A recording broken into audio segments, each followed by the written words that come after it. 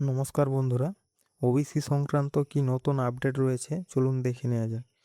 ইতিমধ্যেই রাজ্যে ওবিসি সংরক্ষণ সংশোধনী বিল কার্যকর হয়ে গেছে।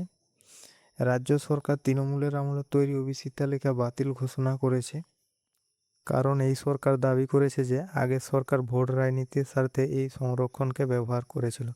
এখন থেকে ওবিসি নির্ধারণের ক্ষেত্রে West Bengal commission for backward class act 1993 অনুসরণ করা হবে এবং অনগ্রসর শ্রেণী কমিশনের পরামর্শ অনুযায়ী নতুন তালিকা এবং সংরক্ষণের হার ঠিক হবে। এছাড়াও এই নতুন নিয়ম অনুযায়ী এসসি, এসটি এবং ওবিসি মিলিয়ে মোট সংরক্ষণের পরিমাণ কোনোভাবেই 50% অতিক্রম করবে না, এটাও ঘোষণা হয়েছে। আরও বলা হয়েছে যে ওবিসি এ বিভাগের তালিকায় কোনো বদল না হলেও বি ক্যাটাগরিতে সংশোধন আনা হচ্ছে। ওবিসি এ ক্যাটাগরিতে যেই 66টি সাবকাস্ট রয়েছে এদের কোনো পরিবর্তন না হলেও ওবিসি বি ক্যাটাগরিতে সংশোধন করা হবে। ধন্যবাদ বন্ধুরা ভিডিওটি দেখার জন্য। ভিডিওটি ভালো লাগলে লাইক, শেয়ার, সাবস্ক্রাইব করে দেবেন এবং পরবর্তী কোনো কিছুর নতুন আপডেট পেতে চ্যানেলটির সাথে জুড়ে থাকবেন।